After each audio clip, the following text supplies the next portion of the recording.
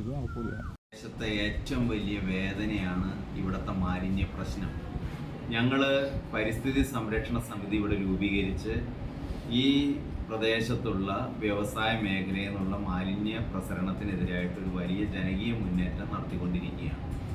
അതിൻ്റെ ഭാഗമായിട്ട് ഈ പ്രദേശത്തെ മനുഷ്യരുടെ വേദന ഉൾക്കൊള്ളാൻ കഴിവുള്ള രാഷ്ട്രീയ പാർട്ടികൾ അവരുടെ പ്രകടന പത്രികയിൽ ഈ പ്രതിസന്ധി കൊണ്ടുവരണമെന്ന് ഞങ്ങൾ എല്ലാവരും ആഗ്രഹിക്കുകയും അതിനുവേണ്ടി ഇപ്പോൾ ആദ്യം കൂടിയ അവസരത്തിൽ എല്ലാവരും പറഞ്ഞത് വോട്ട് തന്നെ ബഹിഷ്കരിക്കണമെന്നുള്ളത്. ഏതാണ്ട് 5000-ഓളം വീട്ടുകാരും വോട്ടേഴ്സുള്ളൊരു പ്രദേശമാണിത്. അവരെല്ലാവരും പ്രധാനപ്പെട്ട ആഗ്രഹം ഇവിടെ വോട്ട് ചെയ്യാൻ പോകണ്ട, ഇങ്ങനെ ജനങ്ങളുടെ ഇത്രയും വലിയൊരു പ്രശ്നത്തിൽ ഇടപെടാൻ പറ്റാതെ രാഷ്ട്രീയക്കാർ കമ്പനികളുമായിട്ട് ഒരു അവിഹിത ബന്ധം നിലനിർത്തി അവർക്ക് എല്ലാ സപ്പോർട്ടും കൊടുക്കുകയും അവരുടെ പൊല്യൂഷനെ ഇഗ്നോർ ചെയ്ത് കാണുന്ന രീതിയിലുള്ളൊരു സാഹചര്യം ഉള്ളപ്പോൾ വോട്ട് ചെയ്യാൻ പോരുന്നുള്ള ചിന്തയായിരുന്നു എല്ലാവർക്കും ഉണ്ടായിരുന്നു. ഇപ്പം ഞങ്ങൾ അത്രയ്ക്ക് കടുത്തൊരു തീരുമാനത്തിലേക്ക് പറയുന്നില്ലെങ്കിലും ഈ പ്രദേശത്തെ ഏറ്റവും വലിയ പ്രശ്നത്തെ ദൂരീകരിക്കാനുള്ള ഒരു പദ്ധതി, ഒരു താല്പര്യം പ്രകടന പത്രികയിൽ രാഷ്ട്രീയക്കാർ ഉൾപ്പെടുത്തണം എന്ന് ഞങ്ങൾ ആഗ്രഹിക്കുകയാണ്. കാരണം എന്താണെന്ന് വെച്ചാൽ ഈ പ്രദേശത്ത് മരിച്ചിട്ടുള്ളവർ 95% ഇവിടെയുള്ള ആളുകൾ പറയുന്നതനുസരിച്ച് ക്യാൻസർ രോഗികളായിട്ടാണ് മരിച്ചിട്ടുള്ളത്. ഇവിടുത്തെ കിണറുകളിൽ മലിനജലമാണ്. ഇവിടെ പല കമ്പനികളിൽ നിന്നും പുറത്തുവിടുന്ന രാസവസ്തുക്കളടങ്ങിയ മലിനജലം ഇവിടെയുള്ള കോമൺ ഓടകളിലേക്ക് തുറന്നു വെച്ചിരിക്കുകയാണ്. രാത്രി ആയിക്കഴിഞ്ഞാൽ ഒരു 12 മണി രാത്രി ആയിക്കഴിഞ്ഞാൽ ഈ പ്രദേശത്ത് നടക്കാൻ പറ്റാത്തൊരു വല്ലാത്തൊരു സ്മെല്ലാണ്, ദുർഗന്ധമാണ്, രാസവസ്തുക്കളുടെ ദുർഗന്ധമാണ്. കാരണം ഈ പുകക്കുഴലുകളെല്ലാം പ്രവർത്തിക്കുന്നത് പുറത്തേക്ക് വിടുന്നത് ഫിൽറ്റ് ചെയ്യാതെ പുക പുറത്തേക്ക് വിടുന്നത് രാത്രി കാലങ്ങളിലാണ്. അതുകൊണ്ട് ഇവിടെ കരിമഴ സുലഭമാണ്. കാരണം ഇവിടെ എന്ത് സാധനം അലക്കിയിട്ടാലും കറുത്ത പാടുകളും എല്ലാം കാണാം. ഇവിടെ ഒരു സ്കൂളുണ്ട്. ആ സ്കൂളിലെ കുട്ടികളോട് ചോദിച്ചാൽ അറിയാം, അവരുടെ ബഹുഭൂരിപക്ഷം വീടുകളിലും നല്ല ശുദ്ധജലം ഇല്ല. എല്ലാവരും ജലം വാങ്ങി കഴിക്കുകയാണ്. ഈ പ്രദേശത്തെ പൊല്യൂഷൻ അതിരൂക്ഷമാണ്. ഇപ്പോൾ രാവിലെ തൊട്ട് വൈകുന്നേരം വരെ ഏത് സമയവും വല്ലാത്ത ദുർഗന്ധം വരുന്നുണ്ട്. ഞങ്ങൾ ഈ പ്രശ്നമായിട്ട് ബന്ധപ്പെട്ട പൊല്യൂഷൻ കൺട്രോൾ ബോർഡിലും മുനിസിപ്പാലിറ്റിയുടെ അടുക്കൽ എല്ലാം ചെന്ന് പരാതികൾ പറയുകയും എക്സൈസിൻ്റെ അടുക്കൽ, പോലീസിൻ്റെ അടുക്കൽ എല്ലാം പരാതികൾ പറഞ്ഞു.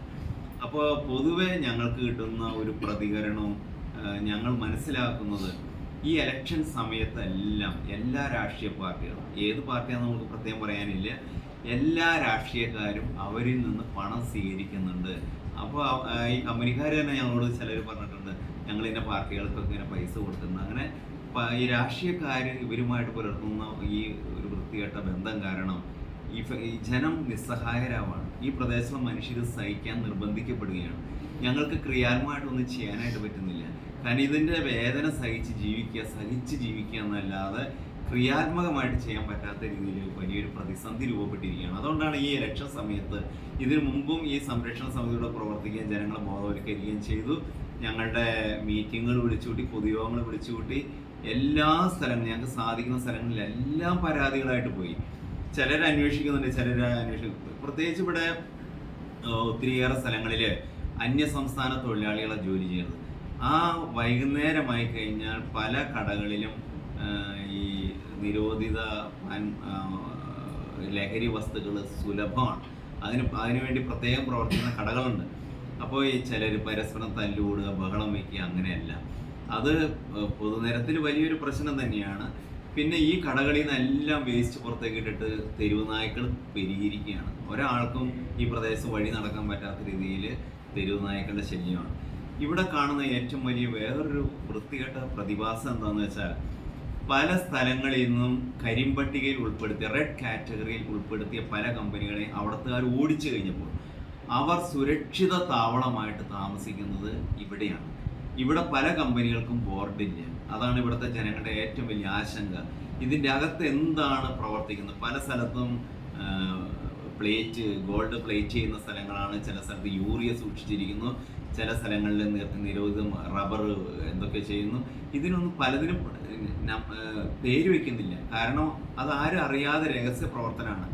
ഇതിനാര് ലൈസൻസ് കൊടുത്തിരിക്കുന്നു, എങ്ങനെ ഇതൊക്കെ പ്രവർത്തിക്കാൻ അവർക്ക് ധൈര്യം കിട്ടുന്നത് അറിയാൻ പറ്റാത്തൊരു, നമുക്ക് മനസ്സിലാക്കാൻ പറ്റാത്തൊരു കാര്യമാണ്. അതുകൊണ്ട് ഒത്തിരി ജനങ്ങൾ ആശങ്കയിലാണ്. ഇപ്പോൾ ഇവിടെ പല വാഹനങ്ങൾ വന്നു പോകുന്നു, കമ്പനിയുടെ അകത്തേക്ക് പോകുന്നു, തിരിച്ചു പോകുന്നു. ഞങ്ങൾ ചിലർ പരിശോധിച്ചപ്പോൾ അതിൽ അപകടകരമായ ചില രാസവസ്തുക്കളുള്ളതായിട്ട് കാണാനായിട്ട് ഞങ്ങളുടെ ആളുകൾക്ക് തന്നെ പറ്റി. പിന്നെ ഞങ്ങൾ തെരുവിലും വഴിയിലൊക്കെ നോക്കുമ്പോൾ ഓടകളെല്ലാം മലിനജലമാണ്. അപ്പോൾ ഈ അവസരത്തിൽ ഗൗരവമായിട്ടുള്ള ഞങ്ങളുടെ ആവശ്യം, ഞങ്ങൾ പ്രക്ഷോഭണമായിട്ട് മുമ്പോട്ട് പോകും. ഇതിന് തീരുമാനമുണ്ടാക്കാൻ ഞങ്ങളെ പറ്റുന്ന രീതി ചെയ്യും. ഇപ്പോൾ ഇലക്ഷൻ്റെ സമയമാണ്. ഇവിടെയുള്ള രാഷ്ട്രീയ പാർട്ടികൾക്ക് ധാർമ്മിക ബോധം ഉണ്ടെങ്കിൽ, ജനങ്ങളുടെ വേദനയെ പറ്റി അവർക്ക് കൺസേൺ ഉണ്ടെങ്കിൽ അവരുടെ പ്രകടന പത്രികയിൽ ഈ കാര്യം ഉൾപ്പെടുത്തേണ്ടതാണ്. അവരിതിനെപ്പറ്റി അന്വേഷിക്കേണ്ടതാണ്. ഇവിടെയുള്ള ജനനേതാക്കൾ ഇക്കാര്യത്തിൽ ഇടപെടേണ്ടതാണ്. കാര്യം ഇവരെ രാഷ്ട്രീയത്തിൻ്റെ മേഖലയിൽ സാമ്പത്തിക സോഴ്സായിട്ട് ഈ കമ്പനികളൊക്കെ നിൽക്കുന്നുണ്ട് എന്നത് പകൽ പോലെ വ്യക്തമായൊരു യാഥാർത്ഥ്യമാണ്. പക്ഷെ ജനങ്ങളുടെ വേദന, ജനങ്ങളുടെ ജീവിതത്തിൻ്റെ പ്രശ്നമായതുകൊണ്ട് അവരെല്ലാവരും ഈ പ്രശ്നത്തിൽ ഇടപെടണം. ഈ ഇലക്ഷന് അവരുടെ നിലപാട് അറിയാനായിട്ട് ഞങ്ങൾക്ക് താല്പര്യമുണ്ട്. അതിനനുസരിച്ച് ഇനി ഞങ്ങൾ